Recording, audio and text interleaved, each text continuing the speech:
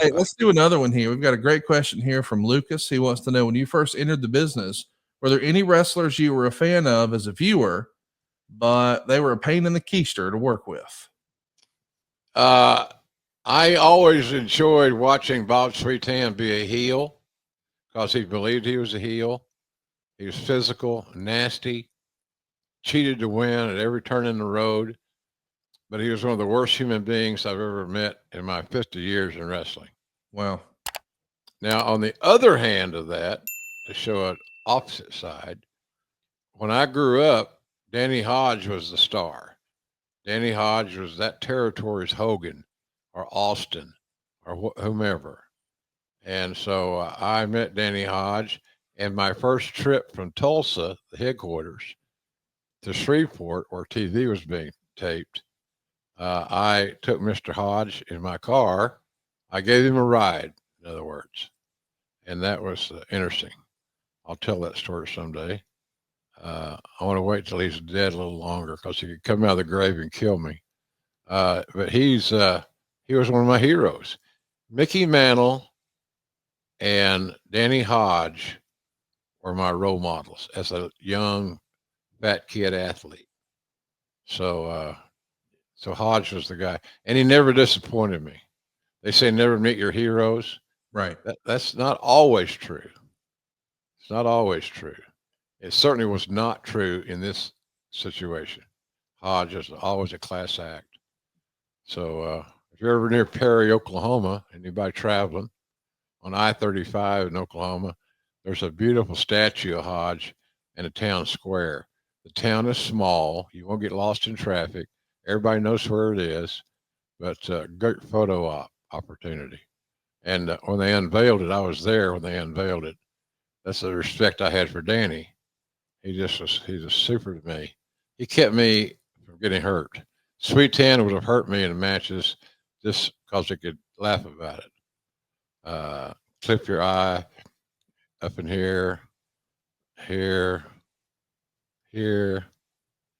And when Hodge got wind that I was being abused and on a physical level, he got himself booked with Sweetan. And JR's abuse stopped at that point forevermore because Hodge stretched Sweetan to where it was almost getting sick. And that was the story there. That's an interesting story, I guess. But that's how it was a Wild West show, man. It was the Wild West. There was no HR, no contracts. You got paid in cash every night. So it was tough. It was tough to earn your way. Anyway, Sweetan would be on my negative list. Hodge would be on my positive list. Let's do one here from Aaron Sheen from down in Australia. He says, what was JR's response to the creative where they wanted Kane to set him on fire? As a kid, I will always remember just as it happened. My mom immediately turned the channel. She wouldn't let me watch it. Boy, of all the crazy out there ideas, let's set JR on fire. That's got to be one of the crazier ones. Made no sense. I didn't mind doing it because they had a stunt double come in and they burned him. They just wanted me to scream, which I did. But I thought it was a waste of time. Because it was unrealistic. It was unbelievable. So while your moms are turning the channel because it's not appropriate for their kids to watch, you have a lot of other fans who are saying, why are they doing this? Because I was back on TV in a week or two. It wasn't even sold well. And that ain't my problem.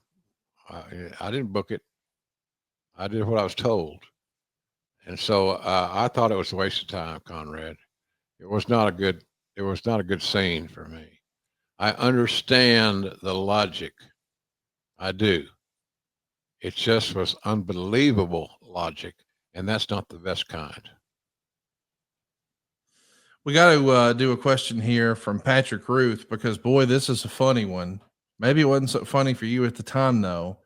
Which was worse, Al Snow versus Head?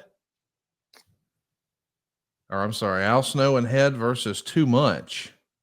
Or HBK and God versus the McMahons?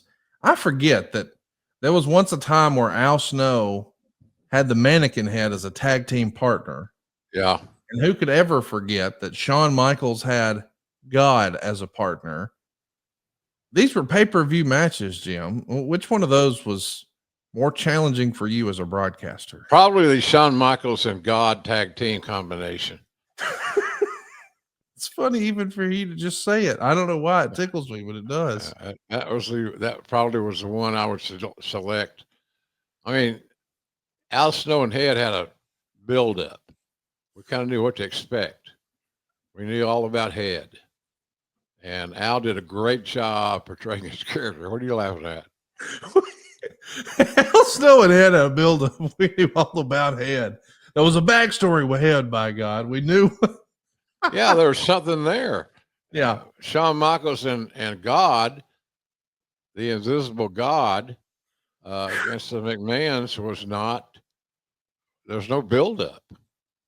And it was silly. How would you build it up anyway? Go to heaven and get God to do a pre-tape?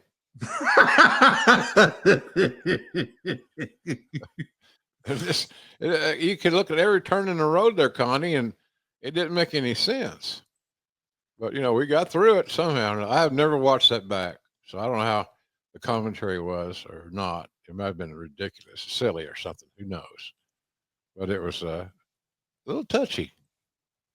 My goodness. We got to do more of these. This is the most fun I've had in a while. This is so fun bouncing around topic to topic. Simon C has a great question for you, Jim. He wants to know, when you were in Mid-South, did you keep up with any other territories? If so, which and how? Were the magazines around back then keeping you abreast of what was going on in the other territories? Or, did you get television from other territories? How did you keep up with other territories if you were able to? I did. I was a maniac as far as being a fan is concerned. I saw, when I lived in Tulsa, I would get all the Dallas television on my local cable, and I watched it every week because we generally did TV on, I think, Wednesdays for Mid-South. The Dallas TV with the Von Erichs, Freebirds, and all that stuff that was on our cable system, and so I watched that every week. It was on Friday night and Saturday night, so I had nothing better to do. My wife at the time probably thought I did, but I didn't. I watched wrestling, and I'd see guys on there that I would interest me. And then when I was Cowboys driver, so he'd say, "Who'd you see this week that you like?" type things. When I moved to Atlanta, I camped out at Joe Pedicino and Bonnie Blackstone's Channel 69. No jokes aside, all jokes aside, Channel 69 for those two, and they had that wrestling block that was like 6 hours long or something, and it filled in the blanks. They also aired the Von Erichs, but they aired Memphis and Florida Championship Wrestling and all kinds of stuff like that. So I always found a way to better my game, knowing that somewhere down the line I wanted to be in administration. And in order to do that, I had to have plenty of product knowledge, which I was working on, and a familiarity with the talents who were out there looking for work. So yeah, I always found a way to watch wrestling.